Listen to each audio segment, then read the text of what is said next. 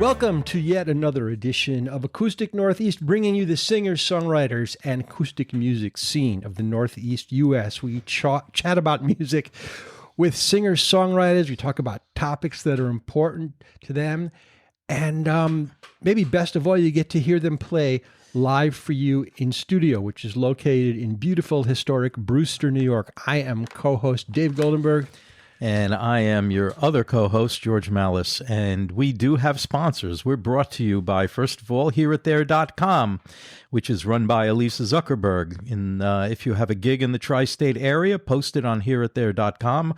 Or if you're looking for places to go with live music, you can go to their website, her website, and check out what's going on in your area. We're also brought to you by Hudson Harding Folk Radio Promoters. You can get a hold of them. Check them out on Facebook. And also, we're sponsored by WBXO Internet Radio, WBXO.com, and they stream our show there as well.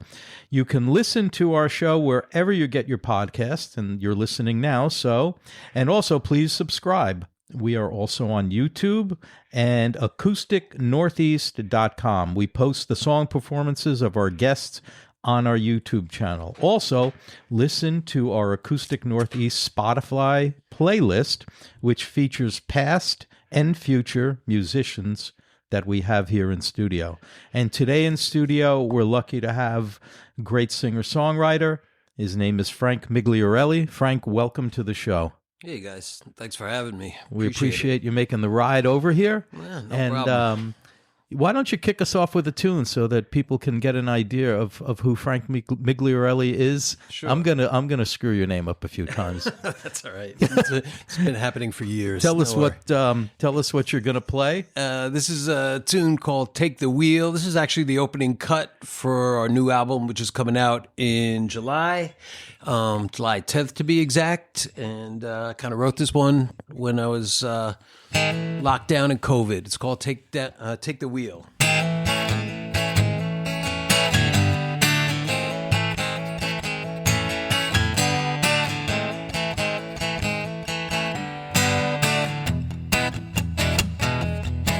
I got a white line fever pumping in my veins. Walls of this cabin are making me insane. I got a can full of gas, so let's burn it to the ground. Talking way too long about getting out of town. Polish up your jack boots, we're going for a ride. Highway waiting for us when we walk outside. Put on a leopard skin jacket, a leather mini skirt. We're stirring up some trouble, yeah, we're kicking up some dirt. Oh, take the wheel, babe. Baby, grab the keys and take the wheel. We're gonna drive all night and take the wheel. Get your motor running. Roll down the window, baby, don't you hear it? I'm pushing on a pedal. Slam it to the floor. Keep your engine humming and pretty the highway roar. You're looking pretty perfect, girl, I love the way you drive. Turn up the music, make the highway come alive. I'll take the wheel, babe. Baby, grab the keys and take the wheel. We're gonna drive all night and take the wheel. Get your motor running. Roll down the window, baby, don't you hear it humming? Yeah, you look like Bonnie Parker with that mask across your face. Knocking off a liquor store, we're running out of state. Taking all the back roads, got the tank all filled with gas. The cops will never catch us cause we don't use Easy Pass.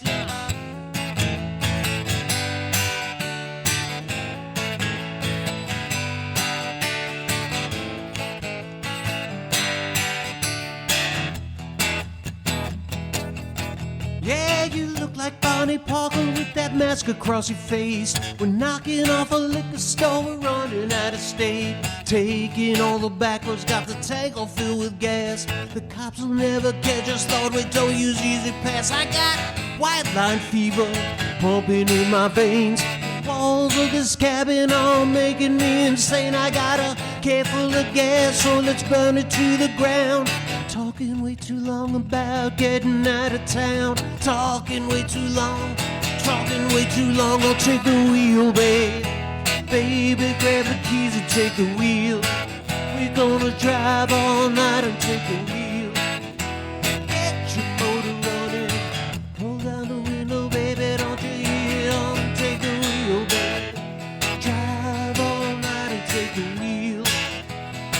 drive all night and take the wheel. That's Frank Migliorelli live in studio, White Line Fever. I just love American road songs, and that has all of it. The drugs, the white line, Bonnie and Clyde. Love it. So Frank, you are known really as the front man of Frank Migliorelli and the Dirt Nappers. Right. We're fortunate to have you solo in the studio today. Tell us a little bit about the band and how you all got together. Well, the Nappers, I started that, it was about 2014, 2015. I hadn't really seriously thought about like putting out records and, really getting back to songwriting. I had kind of dabbled in it over a little earlier in that decade. And then I didn't like the way that project was going. So I just pulled the plug and I said, I got to start a new band.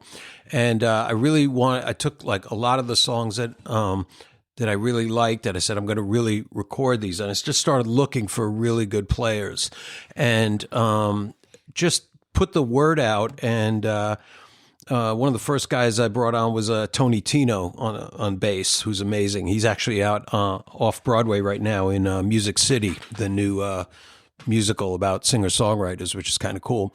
And I had the late great Duncan Cleary on guitar, who unfortunately passed away, and just started putting a call out. Jeremy Baum played on the album. He's a Hudson Valley guy, and I knew a lot of musicians, so we just started like kind of pulling guys together, and really the core kind of formed by the second album, third album. The guys who had played before kind of stuck around. Tony's been with me since the beginning. Cheryl Marshall's been singing backup. I've known Cheryl for years from the days of like Tramps and the Uptown Horns Rhythm Review. And Tony brought in Dan Weiss on keyboards, who's been amazing to play with. And actually, and Tony's responsible for a lot of this because he said, we were working with, on the second album with Andy, Tanya's ex-husband. I can't remember his last name, but he was moving down to Nashville. So he got Thad DeBrock to come up, and that was kind of like everything solidified. So it's really since the second album, there's been this core group of guys. The drummers kind of been rotating through every now and then as they do. But like Spinal Tap, right? Very much like Spinal Tap. It's really funny. And when did you inform them that they were going to be known as Dirt Nappers? The first album.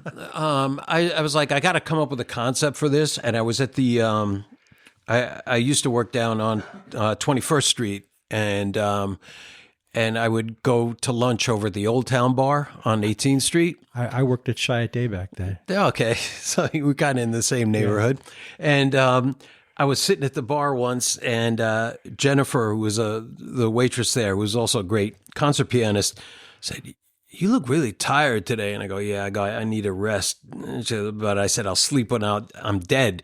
And she said, well, when you take the big dirt nap? And I was like, dirt? I never heard that before. And I was like, what a great name for a band. So I had the name for the band. I rushed back to the office and registered Dirt Nappers. And then I was like, boom, okay, I got the concept for the band. And then, it's been, just a really good bunch of players and musicians who have signed on, and it's just been a lot of fun. Our drummer at the moment, who's not at the moment, he's been with us for a while, is Tom Segusa, who was with the Asbury Jukes, right. And Southside retired. So a couple of years ago. Yeah, well, no, this past year. Yeah, Tommy Deal drummed with us, but he kind of moved out to Eastern Connecticut and had a kid, so it's been kind of tough. And Phil Cimino also drummed with us, who's an amazing drummer. Played with Sarah Borges in the Broken Singles and stuff. So I've just been so fortunate to have these great musicians, and when you show up, you play a note with us, you're a dirt napper. So there you go. Where did you hail from originally? Where did you grow up? I was born in the Bronx, Northeast Bronx. Okay. Grew up on Kingsland Avenue, and then my parents moved to Pelham. Where I spent. I know it well. I was right on the border in New Rochelle, right on the south. All right. South That's upstate. Yeah. Yeah, that's upstate. Right. Not really. Once you're out of the Bronx, once you're north of the I Bronx. grew up on Long it's- Island, so that's Oh, upstate. okay. Yeah, north of the Bronx is upstate. So you hung out on North Avenue and hung out at the barge. The Strip, absolutely. Which bar did you go to up there? Or which didn't you go to? Yeah, that's more like it. Was it Church Key? The Yeah, Church Church Key. Key. Oh, man, we we used to did. hang at the barge though a lot. Oh, yeah, down off of Pelham Road. Yeah. Yeah, that was a cool Greasy place. Nick's was a good place. Greasy Nick's. Yeah. I went to school with the guy who owns Greasy Oh Nick's. God. Yeah. Small world, man. Steamers, man. Oh yeah. Steamers, great burgers. With meant you want cooked onions. Yeah. And the corn. You get an ear of corn lathered with butter. It was I'm just getting like hungry now. Oh, it's good. It's yeah, good. but you It's don't good. eat meat, dude. So you'd have the corn and the I butter. eat corn. Corn, yeah. But anyway, that's interesting. I didn't know where you hailed from. Yeah, And yeah. so was there music in your home like growing up or Yeah. I remember like my parents also had a big stereo system. Like my father, I think, built a Bogan amp, one of those, homemade I things remember with those. tubes, and he built his own speaker cabinets and stuff, which was kind of cool. And the thing used to get hot. It had Oh, like wow. a smell of like cooking tubes to it. But what was your dad listening to? it was more my mom, actually. Really? Yeah, Okay. my mom had. They had. It was funny because I listened to one of your other podcasts, a woman who was talking about show tunes, and I was like, "Yeah, my mom like had show tunes on all the time." So I was, got exposed to that early, and I don't know what it was with my mom, but she would just buy us records, which was kind of cool, and like I'd come home and that early VJ Beatles record was in our living room, which I wish I still had it. We kind of chewed it to pieces. But, everything from, singles at 45, she would come out and like throw one on the table, so we always had music. No one was playing anything. She bought my dad a guitar once thinking that he was going to learn, and it stayed up on top of the china cabinet for years until I pulled it down and said, you "What go. is this?" Yeah. So, So how old were you? when I started playing guitar, Yeah. I don't know, 10, 11, something like that. 12 maybe, yeah. So your influences were basically what you're hearing come around the house and Yeah, and we listened to a lot of radio. And, Yeah. and I don't know if you remember, but like AM radio was great. I was a WMCA guy, man. WABC, The good guys. WWDJ Yeah. were like amazing stations. You would hear Edwin Starr and Stevie Wonder, and then turn around, they'd play Led Zeppelin. And you were like, what? Yeah. And it was amazing. So I had a little Sony transistor I used to keep under my pillow at night, and I would just listen to so much music. I do remember the Beatles on Ed Sullivan, and to us, anything like a broom, a hockey stick, a baseball bat was a guitar, and we would just air like guitar like lunatics, and we wanted to be. I'm not a fan of his anymore, Billy Falcon. He's kind of gone a little right wing on me, but he had a great line in one of his songs. He said, "We were all vaccinated with a phonograph needle. That's why I can't stop shaking. I still want to be a Beatle." And so I grew up in that era. yeah. But I love the Stones. I was more like into the Stones and the Doors. So and, you're a rocker. You're a rocker. Yeah, I you guess. you do ballads, but But you're also very melodic. Yeah. Which probably comes from listening to AM radio and listening to show tunes. too. Oh, definitely. Yeah. Yeah. I Big think influences. You guys discussed that well in that episode. Yeah. The Monkees were huge for me also. Really? Did you watch them. you watch the Watched show? the show. Monday nights, 7:00, 7:30. Wrote to them for their autographs. I still have all the records. Do you have a favorite monkey? I gotta say, Mickey Dolenz. Yeah, well, he's the only one still alive. Still, and that guy totally underrated. Sings like a bird. I agree. Love Mike Nesmith. I've listened to all his solo albums. He was really You know. the one real musician. Well, Peter Tork was also Peter the real Tork deal. was was a pretty bass solid player, too. right? A keyboard player. He was the bass player, keyboard player. He toured for a long time Yep. after. But as far as writing goes, I think it was Nesmith more than Yeah, more than any and of Boyce and Hart were the right. were the writers behind the machine kind of thing. So when did you discover that you were a songwriter? I wrote a couple of like really bad broken heart tunes in As teenager? high school. Yeah, and but they're all right, I don't know. I just started doing it. I was like, oh, I want to write songs. And then as I got a little older, and I was in Michigan for a while, going to school, we had a band. There was a battle of the bands, and we won. We were in the top 3 the first year, but we only had one original song that I wrote. And that was the critique, was this is a great band, but they need more original songs. So the next year I just sat down and started writing songs left and right. And I just kind of never stopped. Yeah. So, But you just don't write songs for yourself. You did songwriting and stuff for advertising agencies and stuff like that. How did you get into that? And I have a background in digital media. Okay. And it's kind of did a lot of work with in the early days of like Apple Computer and stuff like that, helping people understand how to use computers, how to teach with them and learn with them. And after doing that for a number of years, I got an offer from a company in Pleasantville, Sunburst, which was a media company that wanted to get into CD-ROM production and for classroom stuff for kids to learn, basically making computer games for kids that taught them. Right. And so I walked in there, and there was a great animator there, and there was a couple really good educators, and we realized we had to do a demo for this publisher in the next day or two.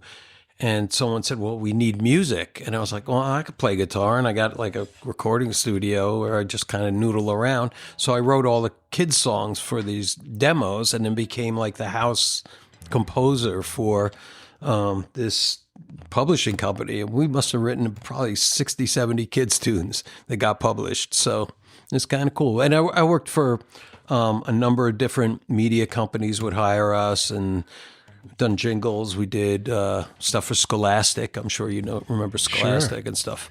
So that was kind of fun. What's it like writing on demand? It's one thing when you're walking down the street and you see a sign or somebody says something that speaks to you, but when you're given a creative brief and say this is what we need, how does that work? I actually find that easier than coming up with original songs.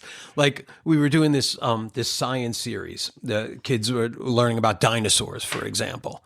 I was like, okay, so I got to write these 3 songs about dinosaurs. I saw what they were learning about, and one thing I noticed about kids is kids love to memorize dinosaur names. So I was like, okay, you ask a kid what their favorite dinosaur is, and they would so I was like, so why not write a song of like the Dinosaur Hall of Fame? Turned out to be a huge like kid hit with this like CD. I still get emails from people because it's up on YouTube somewhere, and people say, oh, I remember the song when I was a kid. Yeah, it's called the Dinosaur Hall of Fame. So anyway, well, you can give us a couple bars from it. Come on. I want to take a trip with me, going back. I couldn't do it. No. There's like, but we probably did like 40 of those kinds of songs, like Schoolhouse Rock kind of stuff. Yeah. Well, you did an album. You did an album of kids' songs too. Yeah, that was an idea I had because one of the things growing up was my mom really pushed us to read and learn how to read, and so we were all like early readers, and we had the book of the month club came in the mail and stuff like that. And I always loved kids' books, and I was like a creepy old guy going into a kid's bookstore, Books of Wonder and stuff. But I'm like, I love kids' books. They're funny. They're like nuts. You could goof with kids with them and everything. And I always thought like a good book, like every good book should have a good song to it. So like I thought about like Mike Mulligan as a natural, And the Steam Shovel. And one of my favorites. Shovel. 5 Chinese Brothers, even though people have like maligned that book now for the wrong reasons. But Make Way for Ducklings. Make Way for Ducklings would be a good one. Where the Wild Things Are. Yeah. Great. What a framework. So we, got all these, it was during COVID, and we did the whole album remote. And I wanted to kind of like just celebrate these kids' books. Yeah, I got a copy of it, and I gave it to my great niece and nephew. Cool. Yeah, I think I stole it. I don't think I bought it, actually. I have one in my bag if you want. It's like good. It's all good. But we did that one remotely because everyone was in lockdown. And I said, guys, we're not going to have a gig soon, so let's let's make a kids record. And they were all, we had a blast. That was great. Yeah, we had great. I loved Susie. it. We got some of Springsteen's people, and Tanya joined us from the Avid Brothers, and guys from Porter Carroll from Hall and Oates. It was great. Fantastic. It was a lot of fun. Fantastic. Yeah, that's definitely. Do you want to write a kid's song, Dave? I've written many kids' songs. What? Oh, that's right. You wrote for Nickelodeon, right? Yes. I loved working with kids because they're liberated in a way that grown-ups are not. You know, They don't they're care. non-linear, completely non-linear. Yeah, they love it. And they'll love any style. So we would write in reggae, we would write in soul, we would write in different modes. That's amazing. All right, so why don't you give us another song? Maybe a grown-up song. Grown-up song. Let me do... this is off the new record also. And this is... We actually did it as a duet with... Tanya Elizabeth, who was up in Beacon, and I met her with Andy Stack. She was married to Andy Stack, but they have since split up. But Tanya moved down to Nashville and became the fiddle player for the Avid Brothers. And I was running a songwriters series in Croton years ago, and Tanya did it one night, and we just always stayed in touch. And she was on the kids' record. And when I came up with this song, I just imagined her singing it with me. But since I can't have her show up everywhere I play, I figure I better learn how to do this myself. So this is called She's Been Waiting Forever.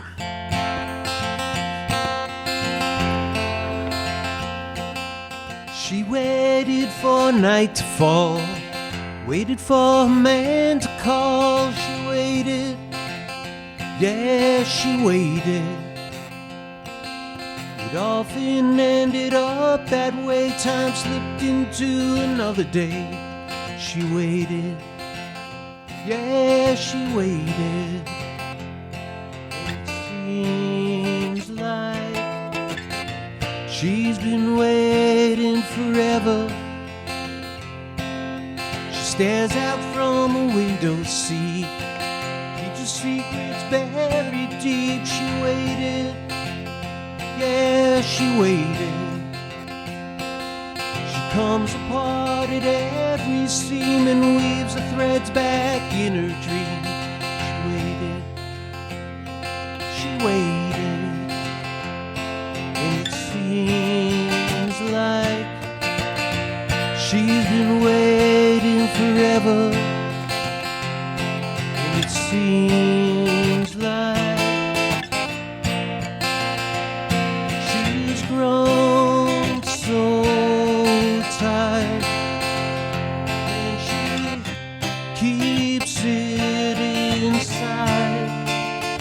It gets so hard to hide, and it seems like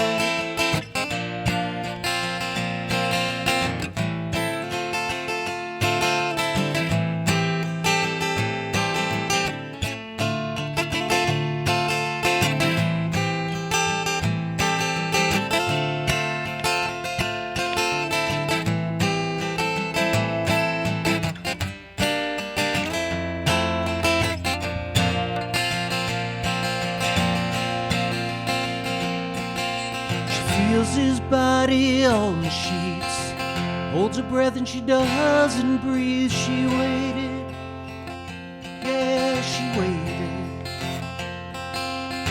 She shuts the doors and walks away, hangs her hope on one more day. She waited, yeah, she waited.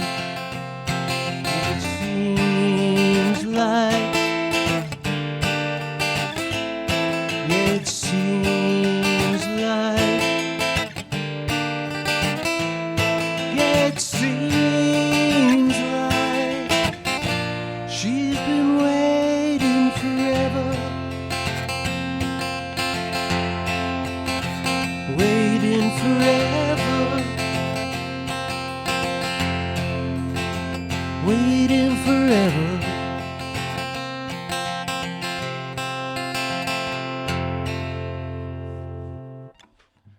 That's Frank Migliorelli. Thank you. Beautiful song. Here on Acoustic Northeast.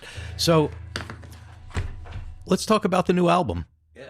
Because, and the title is Abnormal Conditions, and it's out in July. And there is a cut on there called, is it Michigan? Mm-hmm. So talk about that. The influence of Michigan on that. You went to school there? Yeah. I went to state. No. So you did like 5 years there? Is that what Yeah, about that. I think it was. So you did the 5-year plan? No, I think I just hung out like 4 or 5 years. Yeah, I just, it's pretty funny that all these years later, I still go back there. I still visit people. The best friends of my life are there. And, my wife says, I just can't believe you guys. Like we have a never-ending text thread. These are the guys I played in bands with and lived with. And it's also just a very beautiful place. I mean, I love New York. New York is a gorgeous state. People, when they think about Michigan, they think about Motown, they think about Detroit and stuff like that, or the Flint lead crisis. But Michigan is one of the most beautiful places. I mean, if you've never been like standing on Lake Superior, it's like insane. It's gorgeous. I tried to talk my wife into like going camping on our honeymoon at Isle Royal, which is the little island in the middle of Lake Superior. She goes, "No, we're going to Portugal." But Michigan, Portugal. But about a year ago, I said, I love these guys. I do miss that place. I miss, Michigan State's an amazing place to be, and I thought I was writing like a kind of a mellow tune, but it turned out to be a rocker. Yeah, and it is a very, rocker. very much like got a great Neil Young vibe to it. It's and Heartland rock. It is very Heartland rock. And we just released it as a single 2 weeks ago, and people are digging it. I get the radio reports today, but when we sent it out, usually you get a bunch of passes, on the radio reports, and I don't think we got any like hard passes on. Everyone said, we're going to review this, sounds good. So hopefully, that'll be a good precursor for when we release the main record. But the band rocks on it. And we had Lisa Lowell and Susie Tyrell singing backup with Cheryl Marshall on it. Lisa and Susie and Cheryl were the original Banshees of Blue. Right. The hot. David Johansen's alter ego, Buster Poindexter, and Lisa and Susie are out right now with Mr. Springsteen as a part of the E Street Band, which is cool. That's great. That's really nice having them on the record. Well, good luck with the album. I wanted to talk a little bit about, because you made a move a few years ago. You moved upstate, and now you're. Would it be safe to say that I don't know if I want to call you a farmer? No, don't call me a farmer. No, I'm a land manager. You're a land manager? Land manager. Tell everybody about that, because it's a beautiful thing that you're doing up there. Yeah, my dad grew up on a farm in the Bronx where Co-op City is now. And, he went on to go to medical school and became a surgeon, but he wanted to own a farm again. He wanted to get back to the farm, and he started buying land up in Dutchess County, northern Dutchess County. And he started a dairy business up there. We had 250 cows, and that went on for a number of years. But it was somehow they at one point amassed like 1,000 acres, and my dad got sick, got Alzheimer's, and we just started downsizing and selling off pieces and things like that. And this was actually right before COVID. My wife and I sold our house in Croton, and we were like, we got to find a place to live. We've been going up to the farm to kind of manage that transition. But so we decided to move up there full time, and we bought out the last remaining 220 acres. And we started a community farm where people could come and they could grow their own vegetables, which is cool. So this year we have about 25 families with plots, which is amazing. And we started these big plots. We call them community food plots, and we grow vegetables and donate them to Red Hook Responds, who they actually cook meals. They have a community kitchen and deliver meals. If you need a meal, you call Red Hook Responds and say, I want 2 dinners, and they bring the food to them. So since we started this in 2021, whenever we started during COVID, donated probably close to 9,000 pounds of food. We took a hiatus for last year because my daughter got married, and so we couldn't handle it. But we just started up the community food program again, so we're pretty psyched.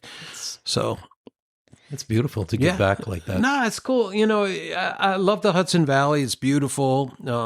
There's great art. There's great music. There's great restaurants. But it really hurts when you drive through town and you see people lined up at the pantries for food. And it's wonderful. You could farm to table this and talk about who's chefing this and that. And I hate that, you know, especially when we should be growing food and just giving it to people. So anyway. So when is, since you have this big farm, when are you going to be Max Yasgur and hold a festival? We've had a couple of festivals up there. We did a couple of Day of the Deads, which were really nicely attended, but unfortunately, given the political climate, we've been a little hesitant to do one of those again because I don't. Wow. Yeah. No, it's bad. That's a scary thought, isn't it? Yeah. No, it sucks. And then we have we had 2 spring festivals where we raised money for the local elementary school garden program. But it takes a lot of work to put on these things. And we had music, we had people playing and stuff like that. 500 people showed up. So I don't want to be Max Yasgur.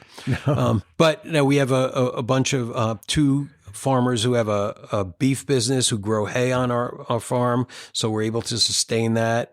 We have a flower farm. My wife has turned into a dahlia maniac. Where's this farm located? It's up in Red Hook. So where in Red Hook? Or do you have a website so people? Oh yeah, it's I should tell you the name. Four Corners Community Farm, fourcornersfarm.org. You could find out about the farm. And where can people go to find your music? Dirtnappers.com, Bandcamp, sign up for the newsletter on the website at dirtnappers.com. So it's all good stuff. Yeah. So thanks for making the ride down from Red Hook. Thanks. No problem. Yeah, no, we appreciate it. And good luck with the album. It sounds like you're going to get some great traction. Yeah, hopefully. And good. And it's just great to keep writing and keep being productive and leading a good life that you guys are doing. That's what we do, I guess, you know? Yeah. You're still writing, right? Well, we're all still, we ask people, we've had, a lot of people on the podcast, and, most of them say, if we ask them a question, why do you write or whatever, they go, it's just like what you said, because that's what we do. It's in our blood. Even if the song doesn't go anywhere, it's like we don't write necessarily. We don't write for the radio, for God's sake. We write for ourselves. No, definitely. So that's what it's all about. I do it for the money, but I understand what you're doing. We all do, but okay, let's admit The that. money, the pennies from Spotify. There's a song for you. Pennies from Spotify. Okay, well, we're gonna Make me cry. There we go. We need to send this out to all our listeners and say, write a song with the title "Pennies from Spotify." That's the best one. It's We'll play it on the air. Oh, that's a Send it to acousticnortheast@gmail.com. That's a great idea, George. It's our first contest. And then our podcast will be banned from Spotify. That could be a badge of honor, though. Yeah, there's so many people who are saying, "I don't want my stuff on Spotify." Yeah, but unfortunately, if you want to get heard, you still got to be there. Yeah, that's true. But anyway, so what are you going to play us to take I'll do us one out? more for you. This is I bumped into Marshall Crenshaw at a movie screening one night, and we were talking about stuff, and it turned out he lives in next town over from me. And he said, I come over to Red Hook all the time to charge my car in your town hall because no one ever uses those chargers. So I was like, that's pretty funny. I said, Marshall, I'm working on a new record. I said, if you come over to charge your car, come over and sing backup on this tune. I got this like very Crenshaw-ish tune for you. And he was like, yeah, send it to me. I gave it a listen. He emails me back. He goes, okay, I'll be over in a couple of weeks. And so anyway, I got Marshall to sing harmony on this, which is Crenshaw, unbelievable. Yeah, it was what pretty a great fun. writer. Yeah. Oh my God. He's still out there. He's bumping around with a trio right now, doing a little mini tour. So anyway, this is ever since you went away, and it was like a perfect Marshall Crenshaw kind of blend. So. Well, I spend my days at the matinee, the only place during the day that I can hide away and hide the tears in my eyes. Since you went away, I don't go out in the daytime. I wear Ray-Ban glasses across my face, look straight ahead and walk with the pace of a sad man. His heart is broken too. Since you went away, can't figure out what I'm gonna do. 'Cause you don't know what it's like trying to hide from the light of day. I feel much better when the night comes down. No one's ever gonna see me this way.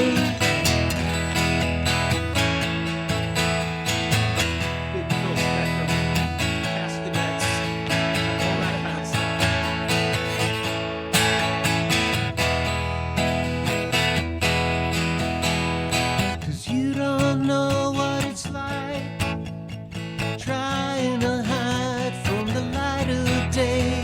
I spend my time in a lonely room, waiting for the day to fade to gray.